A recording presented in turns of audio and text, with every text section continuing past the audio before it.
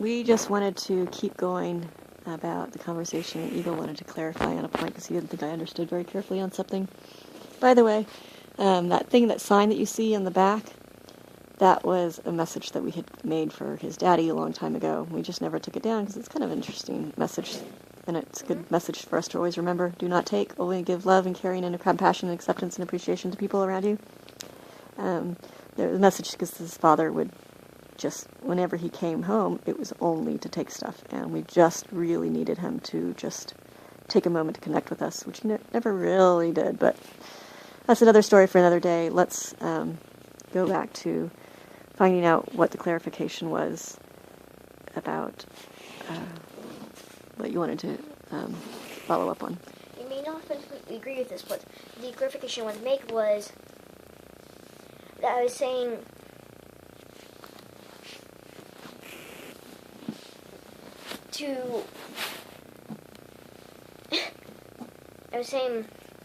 basically that it's not that I was saying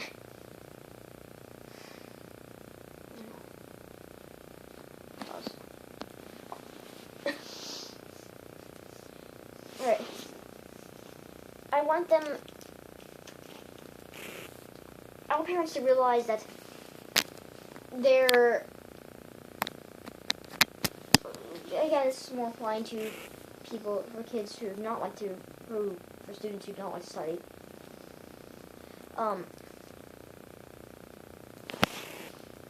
But slightly taken lightly with what applies to everything, everyone. You are the one asking a favor of them. You're asking the kid to learn or whatever. Asking the student to learn. You are asking a favor of them as you're saying, I'm stepping into your space. I am wanting this. I understand. I'm understanding that you are not wanting to give it, whatever, or may not be wanting to give it. I understand that I'm asking something from you, and so that I'm asking something from you, and so that I should be careful asking. So if the other person feels like the person asking the question is acknowledging that they're being asked to do something, asked to put into work into something that they may or may not want to do. Basically, this is acknowledging that when you're asking someone to do something for you, they are having to put in work to do it, and they may not always want to do it, and you should be appreciative of the work they do put in, and they put in work. You should be appreciative of the fact that they are doing it even though they might not want to be. And they are doing it for you. And so not to expect them, oh, you should learn because, oh, it's just how you have to do. You have to do it, or you should do it. But instead be, I'm asking you to learn, knowing that you may not want to be studying math or whatever, but I'm asking you to please do it that way, because I think that it might help you. Maybe it might not help you as in you will need the skill. Maybe it'll just help you as in you'll be able to relate to people, or people will be able to relate to you, maybe. Maybe that's all that'll come of it. It'll help other people treat you nicely, treat you fairly because they think that you have an education, whatever that means. Because it seems the majority of the population thinks that if you don't have an education, then you're useless and do anything. Even though it's obviously not true. So, whatever. Yes? I have a problem with the word favor. You said the statement that you're asking the kid or a favor to learn as a favor. And that rubs me the wrong way. You're not telling them you have to learn. You're saying, will you please learn for me? I don't think anybody should learn for anybody else. I think you should learn for the fun of learning. I agree, but for people who do not want to learn. I don't think it's... So what, you should just send them to school and screw them? No. Well, yeah, okay. I think that Yes. okay. No, but okay. There you go. I think that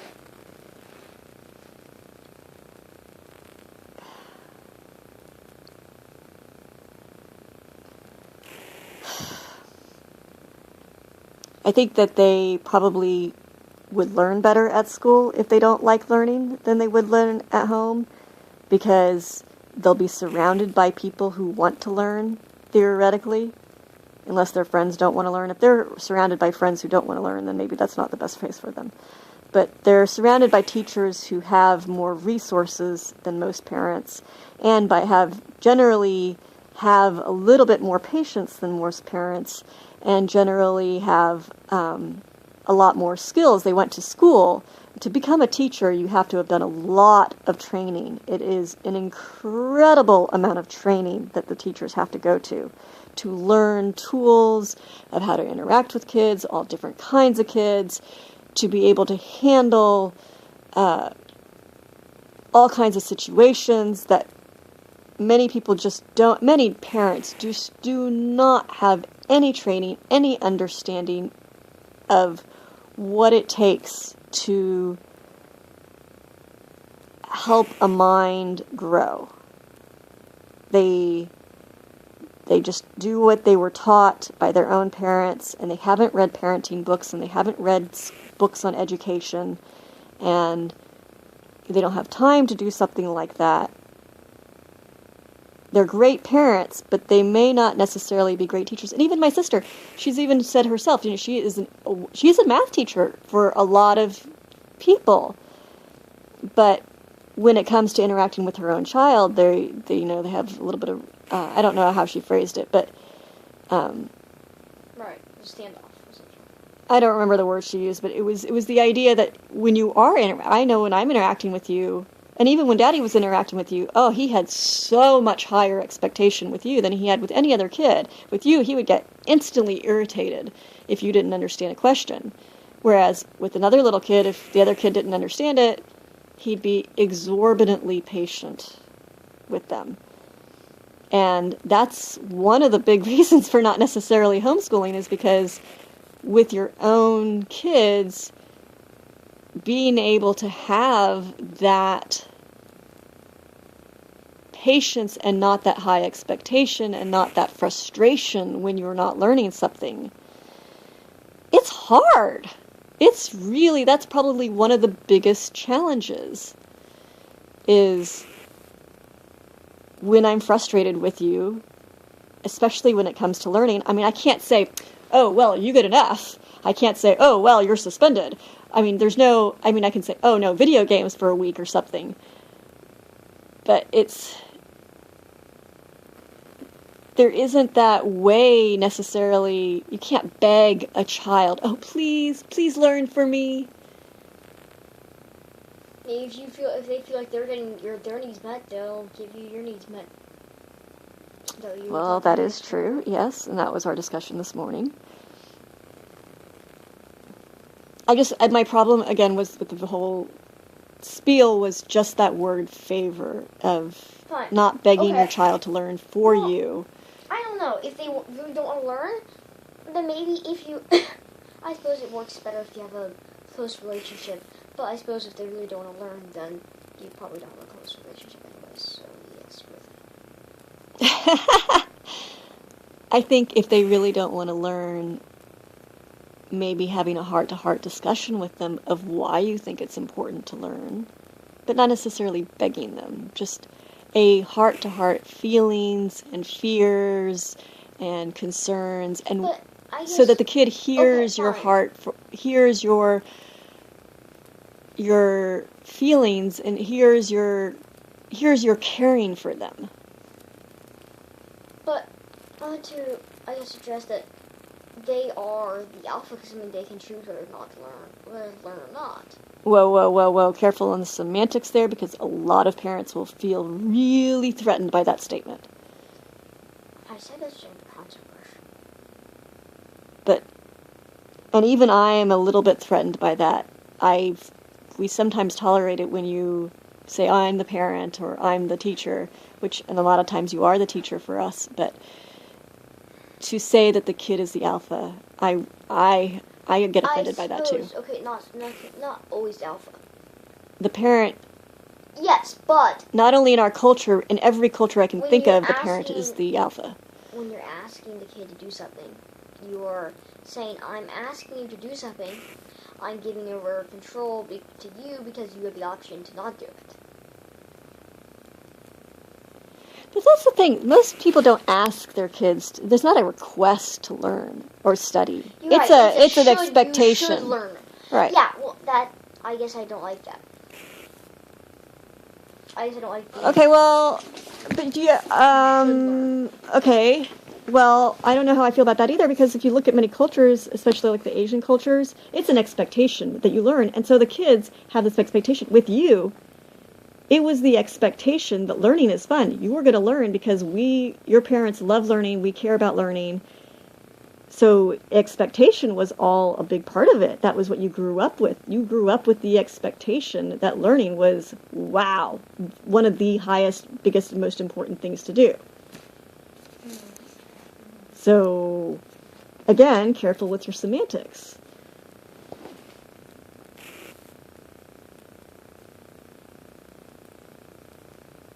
So your comment was, I don't even know what your comment was now.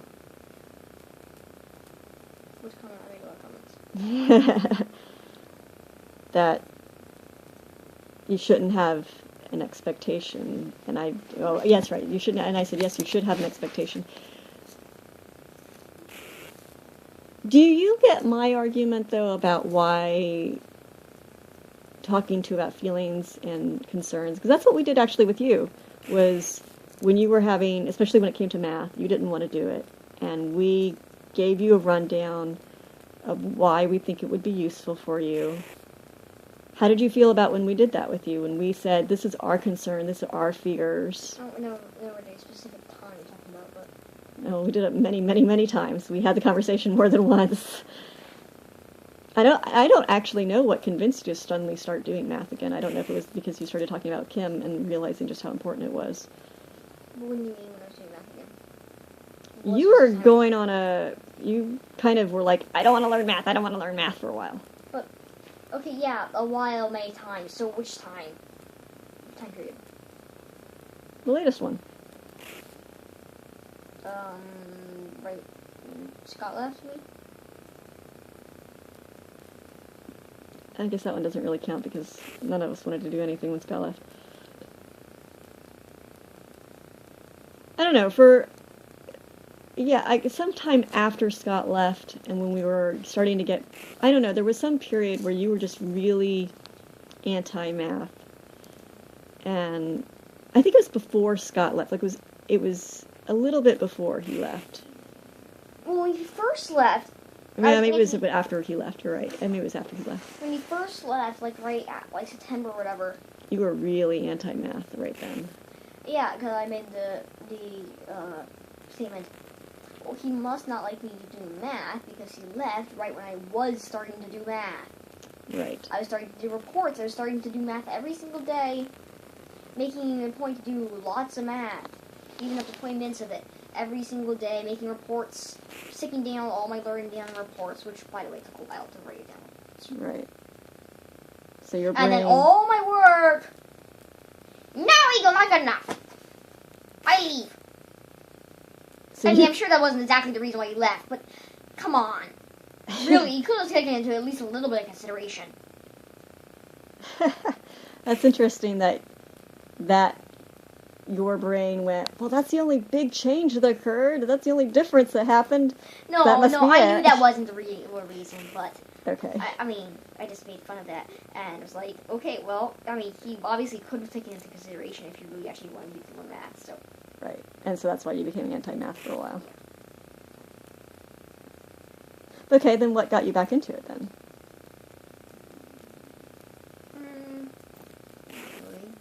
I didn't really get back into You're doing it on your own now. I'm not having to bug you. I'm occasionally doing it on my own. I guess, I don't know, Did that conversation with Kim help a lot? No. have gone the other side, the other way. Oh, sorry. I don't know, if I don't feel pressure to do something, then I might do it. And somehow your brain just registered that it was good for you, and Oh yeah, they might like me doing it, so maybe I'll get something if I do it. So I'll go do it. oh really? You think you're gonna get something out of it, huh? I don't know. It's a possibility. I might be more likely to, as a bonus points. But then once we got all the money, got stressed again, started doing other stuff, and all the language and math, and kind of proof. I know, you still do. I've gotten IXL reports saying you're doing your math. Really? Yeah, Like, when was the last time you got that? 2 nights ago. Really? Because I haven't done any within 2018. Just been so busy. Right? I mean, also, I don't necessarily... What was the math you were doing yesterday, then?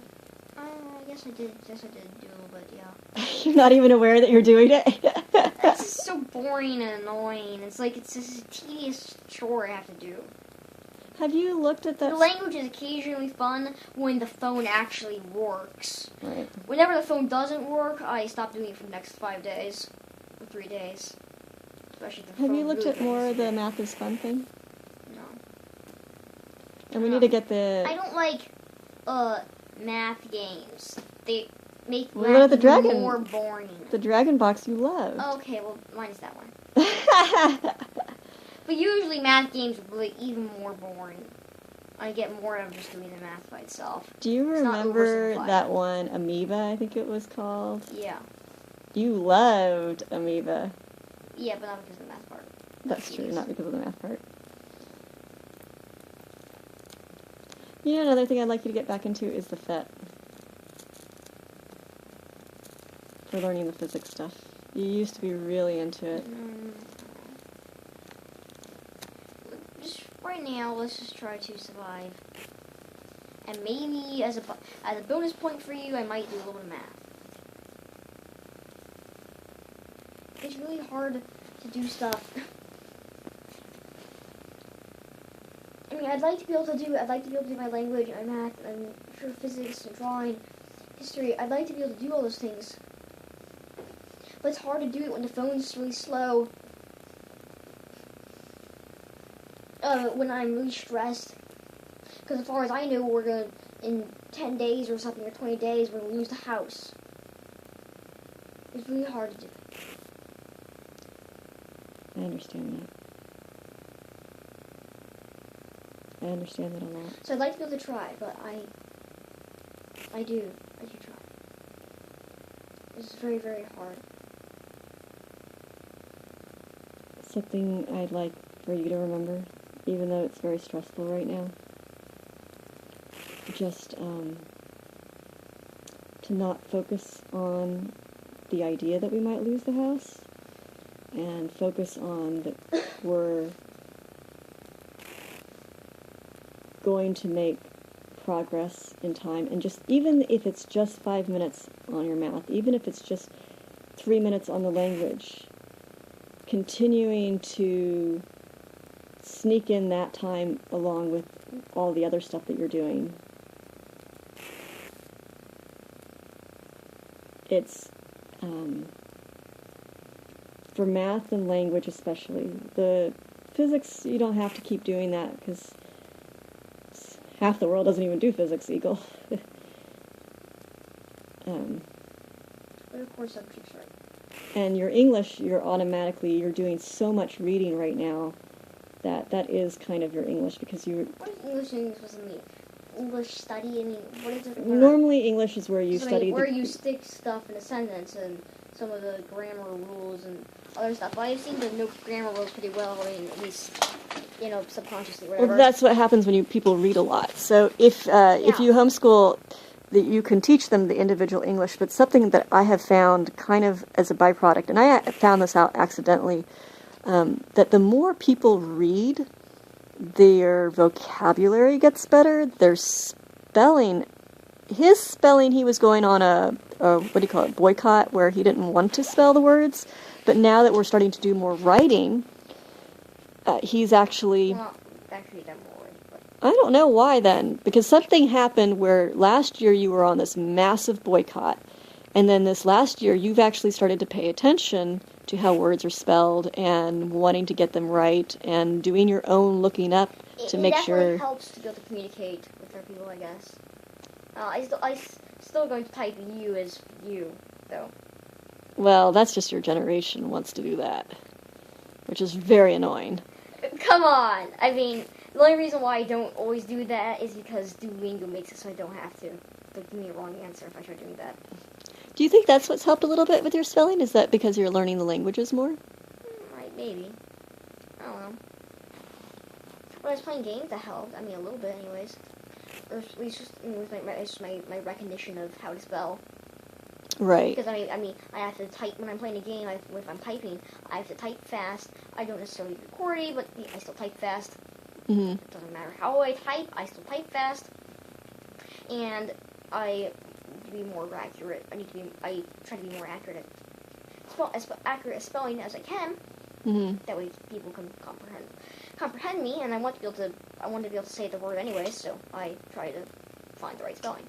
Well, there you go, folks. An actual benefit to video games. Yeah, well, video games have live chats. Yeah. So if your kid is playing a video game that has live chat, it's, I guess, okay. I mean, small amounts, obviously, but Well, moderation, obviously. although there are other kids who will just start using the texting slang instead of the actual words. So there are some pluses. So you know what? Hey, they're not actually. I mean, they're not that many. I mean, what? BC, U, BD, BTW, IKR, IDK. Those are the main. Right, but there is occasionally R. Apparently, I don't know, Eagle. I don't know that world, but apparently, one of the problems that the English teachers have been complaining about is that a lot of kids don't. I don't know if English teachers. Yeah, I guess it's English teachers. People have been complaining about, and I've seen complaints about this, is that the kids of this generation speak in this new text speak, and they don't know how to write a proper paper. They don't know how to write a grant. They don't know how to write a simple essay because they are speaking in these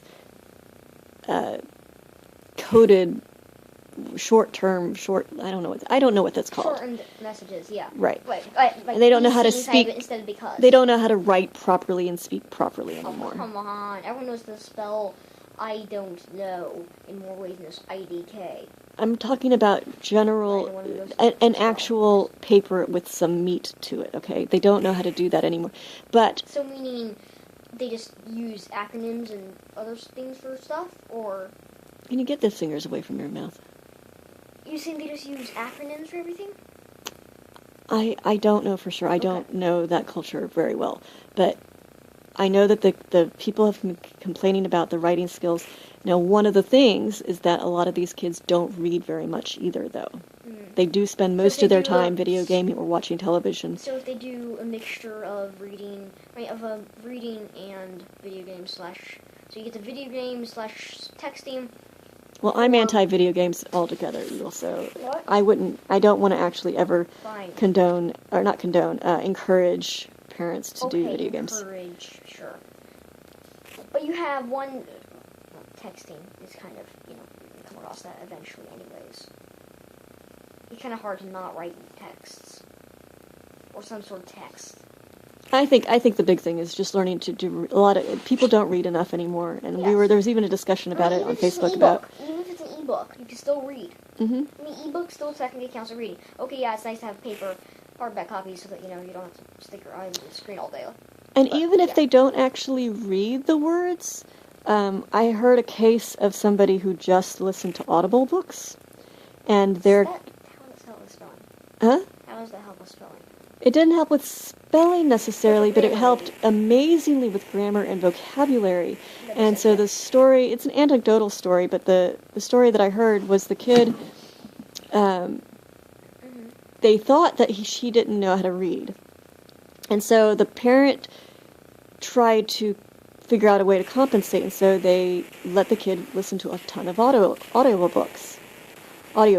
And so he was reading really complex, listening to really complex, hard books like the Odyssey and the Beowulf and classics and Shakespeare and Tales of Two Cities and just as many classics as he could get his hand on, and also a lot of nonfiction too. And so at some point, I don't remember if it was 8 or 9 or 10 or something, they found out that his vocabulary was just off the charts, and his grammar skills, his ability to write was off the charts because he had been exposed to the...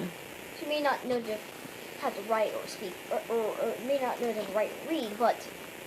He did eventually. He actually became a good reader too, but at least in speaking or whatever, understand the... Yeah, his vocabulary was just amazing from all the exposure. So applied learning is what I think is another word for it. Apply learning to everything. Yeah. Good stuff. I don't know where this conversation began. It just sort of went. Please donate to our Patreon page so we can help keep surviving. You can. Even just a few dollars, please donate.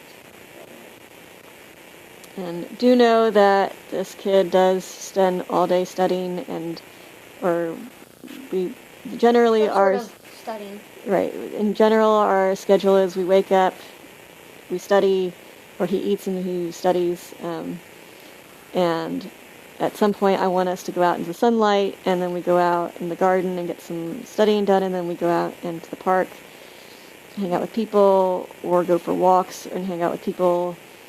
And once upon a time, when we had the resources, we would spend a lot of time at the museum. That was kind of our home away from home. But the main concern is social time. He gets that. He gets the... he's getting an education. He's getting social time. If you care about food, go check out the Food Channel and his learning about things. So he's getting an education even though we're out of money and even though we're out of resources. He's still getting it. And he's still getting a lot of the main concerns. Eating, social food, education, currently a roof. And then 2 extra things we're trying to teach him is about body awareness and compassion and learning and listening to people, empathy, communication skills. You can go to our body listening channel, and once we get up the podcast, we'll also start to cover things of that. Podcast is more like what we just did just now. Yeah, kind of. Yeah. This is more like the podcast that we would do. So if you thought this conversation was interesting, please go on to Patreon and sign up for the, what do you call it? The podcasts. I think it's at the 3rd tier, the $10 mark. You can get access to that. We haven't actually set it up yet, but that's the way we're going to do it. Coming soon to a theater near you. Yeah, so, an audiobook. So if you get onto the $10 Patreon thing, then if you liked this conversation, please join up to hear the podcasts too. They're some interesting conversations. And with your own kids, I think that is the most important part, whether you homeschool or not. Whether you send them to school, even if you send them to boarding school. The important thing, I think, that really helps, and this is what I've seen with Montessori's kids, and I've seen with some of the Waldorf, and seen, for me, and I've noticed a lot of people, they can usually tell whether or not they go, when they hear him talk, the question they ask is, does he go to Montessori, or is he homeschooled? And I say he's homeschooled. But the big thing that I've noticed, the big difference that makes the difference with the kids is whether or not you talk to them, whether you have discussions with them. Because if they see that you take an interest in their learning, then they're more likely to take an interest in their own learning, yeah. Yeah, I think that's what it really is. You know, Eagle, instead of begging them, oh, that's how this whole conversation got started. So now we go full circle. It's not about begging them for a favor. It's about being interested in their minds. And learning with them, yeah. We're talking to them about what they've learned and about what they've sharing the passion and joy for whatever it is they learned, even if what they happen to learn, and I know I'm horrible at this, even if what they happen to learn happened to be Pokemon that day. Sharing a desire to know how your kid thinks, I think, is what will help them. Their ideas, any of their designs, whatever. Any of their thoughts, yeah. If you care about how they think, if you care about what they're learning, then... They'll care too. Yeah, theoretically. This is all a theory. This is a theory. But then again, that's just a theory. A game. Oh wait, wrong YouTube channel. What's that? Game theory. Yeah. Or film theory. Film theory. Yeah, it's another channel I said there. Not that. All your theorists out there. But then again, it's just an eagle string theory. No. You say it's just an eagle theory. Sure, I guess it is. Try that out. But then again, it's just an eagle theory. I like that. That works. We'll do that. Eagle theorists? Yeah. We can call our podcast like Eagle Theorists. You could. Yeah. You can title it whatever you want. Okay. Yeah. It's been 30 minutes. It's been a long time. Gee, it's been 30 minutes! Actually, if you watch the other podcast or other video where we started this whole discussion... Okay, funny, silly expressions don't work for me.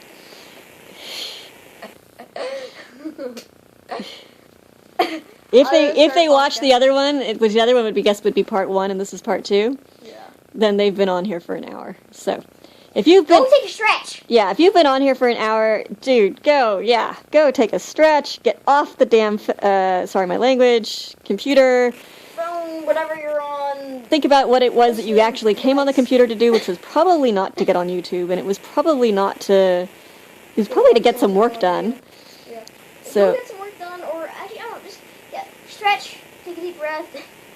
actually, let's see you stretch. Let's do. In fact, we'll have eagle stretch. So get up with the eagle. In fact, maybe I should get up too. If I do that, though, I might lose the battery. No, I'll stretch with the battery.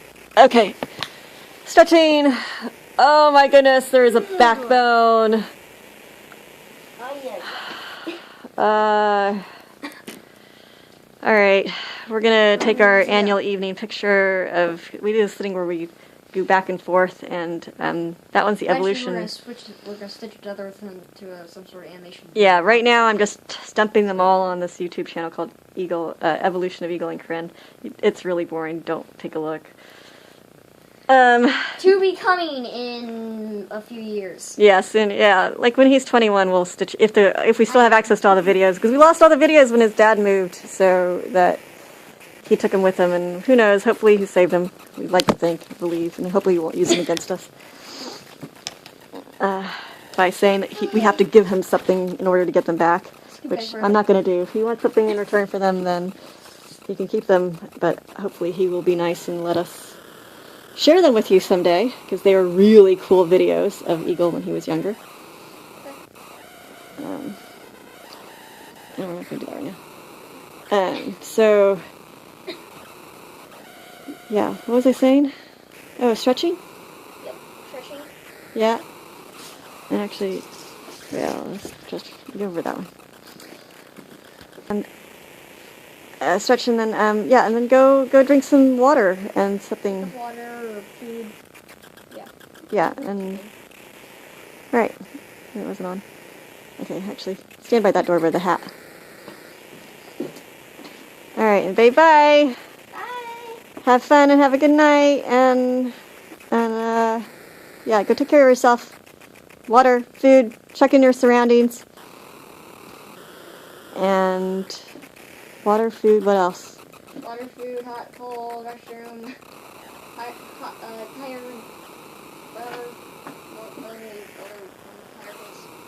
Go check the Body Listening website for the 12 steps. Oh, wait, it's not working yet. Alright, well, Eventually. at some point, sign up for the Body Listening World email, and hopefully on there we'll have a video called the 12 Steps, and you can go through and do a 12-step body check-in. If you're going to stay on the computer, and if we have the link up for that, we'll send you the link. Otherwise, right now, sign up for the Patreon so that you can get the links. Otherwise, yeah, check in. Wiggle your bottom. Do a wiggle wiggle. Let me see you do a wiggle wiggle wiggle. Yeah, wiggle wiggle. Well, the audience is, do a wiggle wiggle. Shake out. All right, get off the computer now. Bye. Bye.